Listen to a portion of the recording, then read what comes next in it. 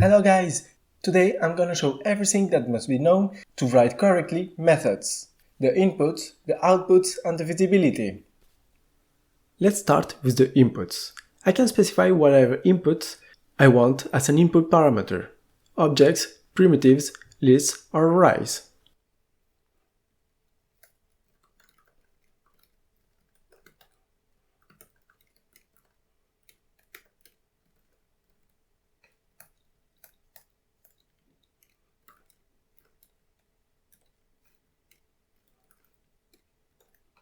Specify the name of the input variable and I can use it inside the method. The name of the variable will be scoped to the method only. The name can be different from the color than from inside method.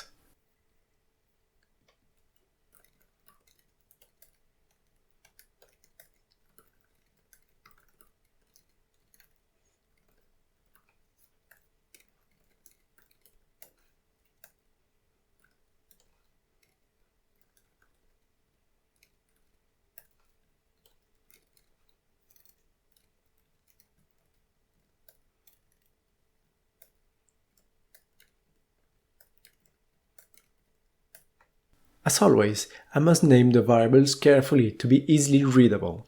Not input 1, input 2 and input 3. But I must take care with the input variables. They are not there to be modified. A best practice is to declare them as final.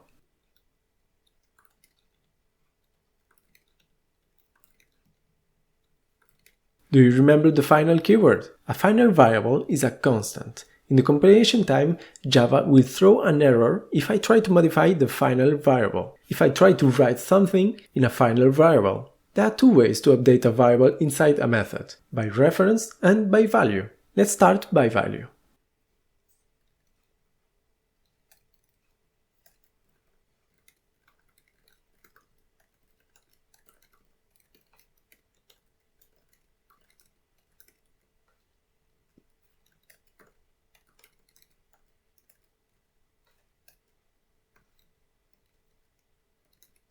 I get the input variable, I can even copy it inside another variable, perform all the operations I want, and return the new value.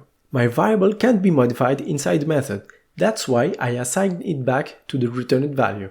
The other option to modify an input variable is by reference.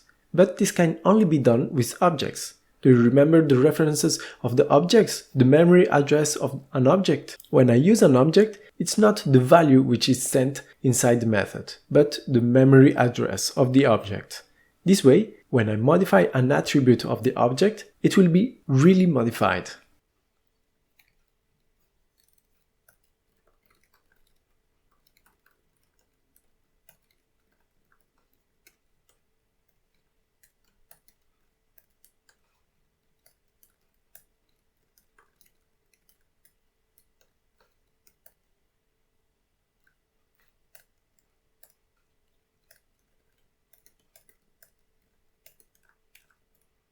I don't even need to return the object, because I'm modifying the value from its memory address.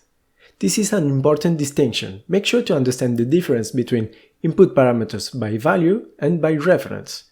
By value, I receive a numerical value inside the method, and by reference, I receive the memory address of the object inside the method.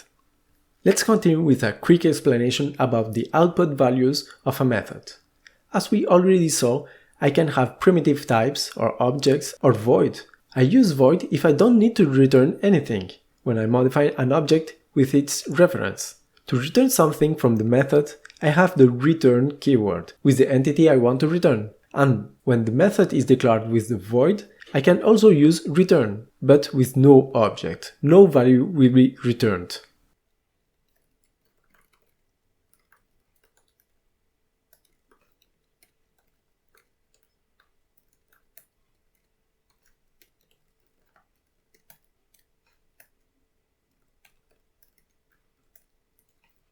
This will break the method at this point. This will stop the method at this point.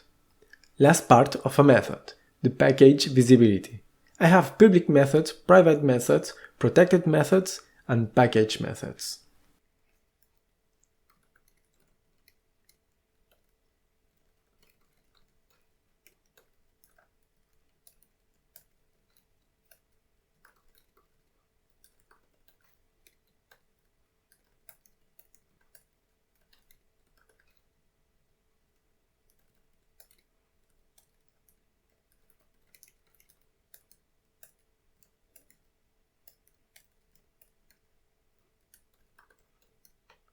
The public methods are those which can be used from everywhere. On the other side, the private methods are those which can be only used from inside a class.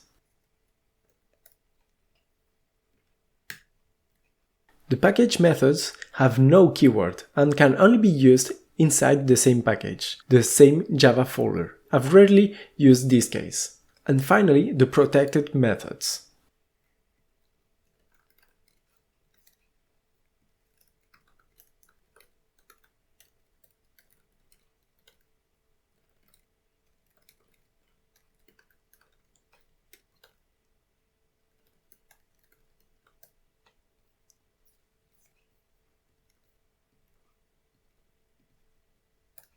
This method can only be invoked from the children, from the dog.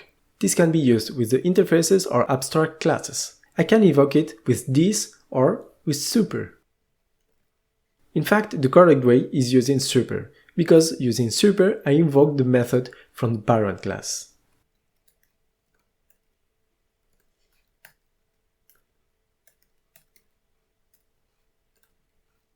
Imagine I have the same method overridden in this class. This will refer to the current method, and super will refer to the parent method. But from the outside I can't invoke talk. One last keyword I can see commonly in methods: static. Without the static keyword, I can only invoke a method from a class when it's instantiated. With the static keyword, I can invoke a method from a class without instantiating the class.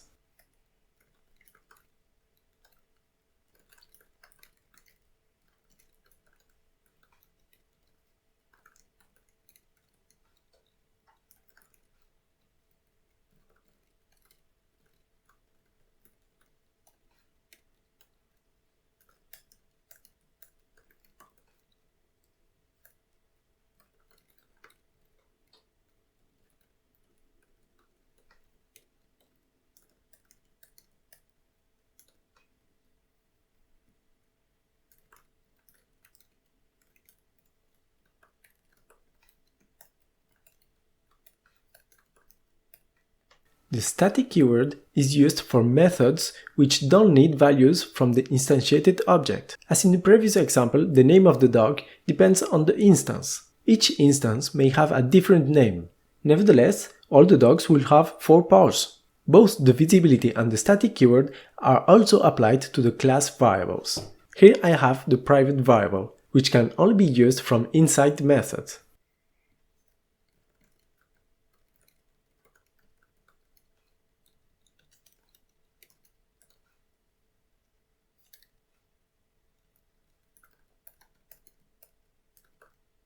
And I can do the same with the static keyword, placing it on a variable. This way I can access the variable without instantiating the class.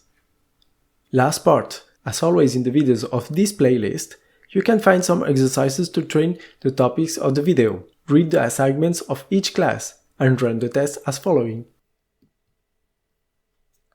When all the tests are green, you can check the answers in another link of the video's description. And see you in the next video. Bye!